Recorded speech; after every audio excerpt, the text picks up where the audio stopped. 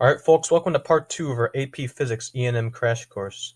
In this video we'll be covering the final 3 topics of our Big 6.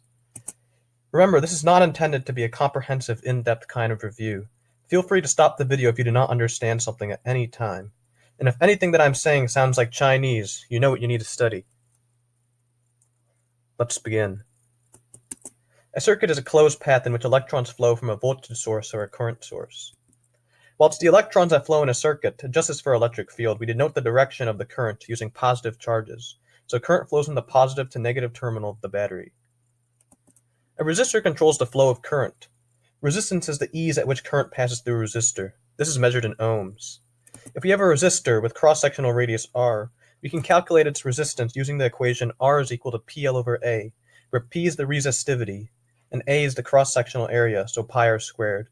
And L, finally, is the length of the resistor. There are two main arrangements for resistors, or any electrical component.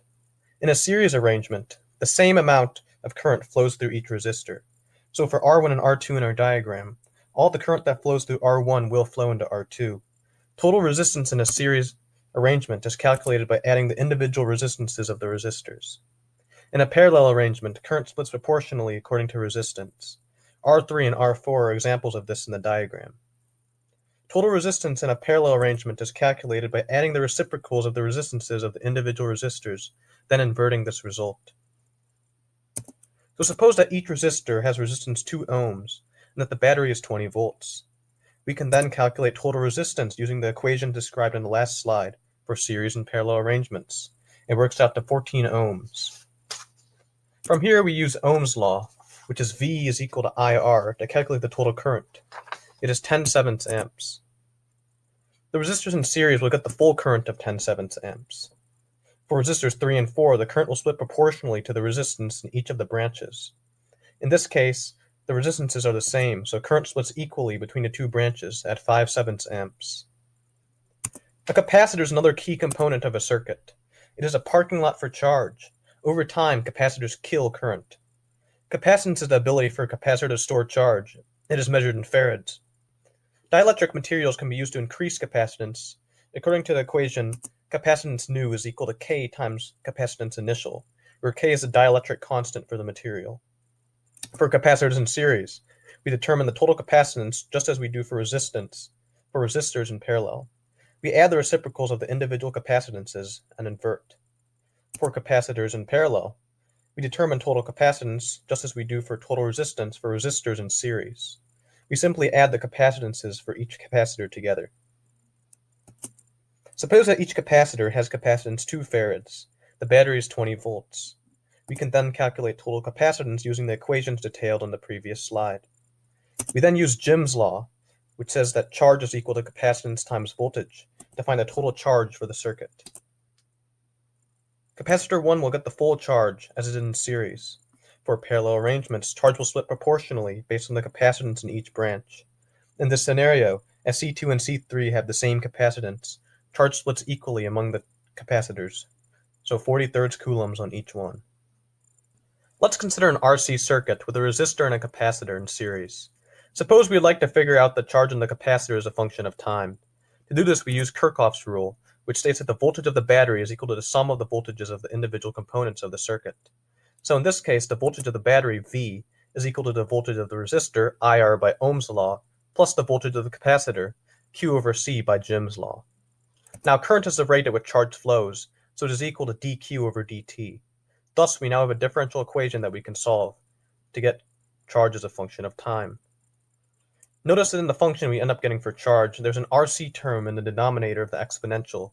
This is called the time constant. The greater the time constant, the longer it takes for the capacitor to charge up. Here's another type of RC circuit. This time we have a resistor in parallel with the resistor and capacitor. In these type of problems, we were asked to figure out the initial state of the system and the state of the system after a long time. Initially, the circuit behaves as a normal resistor-only circuit, and we calculate total resistance accordingly. However, after a long time, the capacitor kills current through its branch, so the circuit becomes R1 and R2 in series. We can then use Ohm's law to calculate the associated current of the circuit at each of these times. The power dissipated by resistors, current times voltage, or one of its equivalent forms through substitutions in Ohm's law. The energy dissipated by a resistor, meanwhile, is the integral of power with respect to time.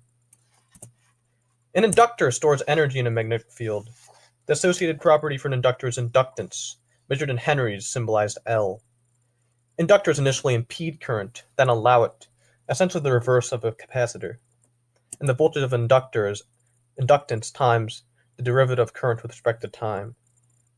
Once again, in a problem like this, we were asked to find initial and after long time states of the system. Initially, the inductor kills current through its branch, so the circuit is basically R1 and R2 in series.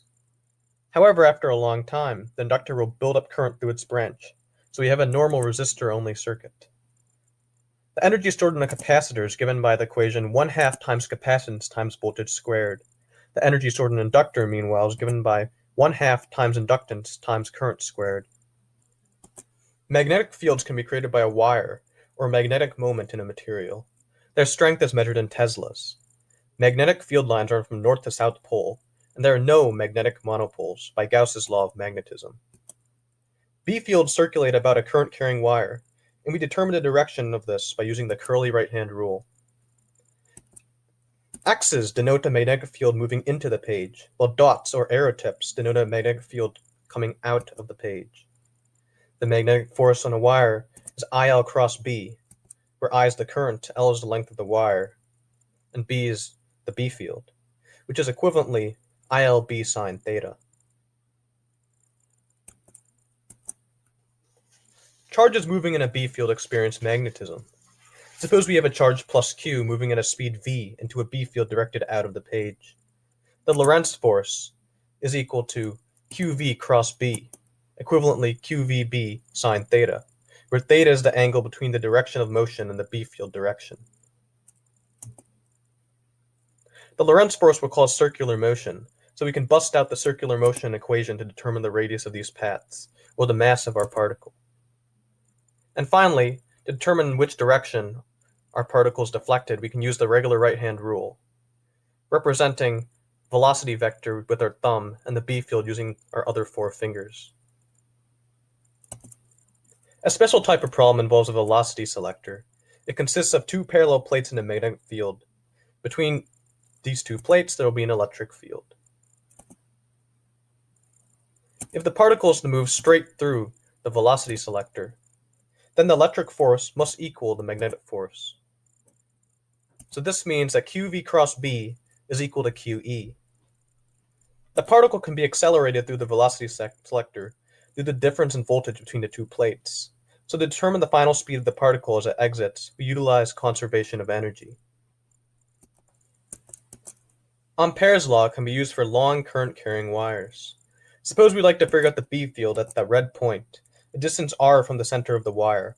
The packed length is 2 pi r, the circumference of the circle at the red point, while the current encloses the whole wire, so I. We can then plug in the Ampere's law to get B field. Suppose we want to figure out the B field at a point inside the wire. Path length is still 2 pi r.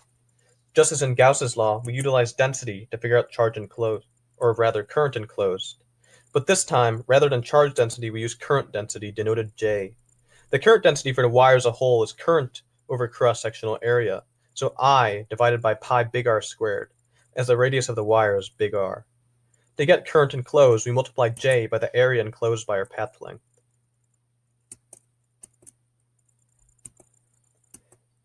Ampere's law can also be used for toroids and solenoids. For both of these versions, N denotes number of coils around each shape. In some cases, we cannot use Ampere's law.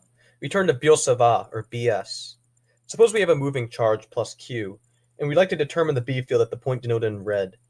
Biot-Savart's law tells us that B field is equal to mu naught over 4 pi times QV cross r hat divided by r squared, where Q is our charge, V is its velocity, r is the separation distance between our charge and the point we'd like to figure out B field at, and r hat is a unit vector that points radially inward to the point we'd like to determine B field at.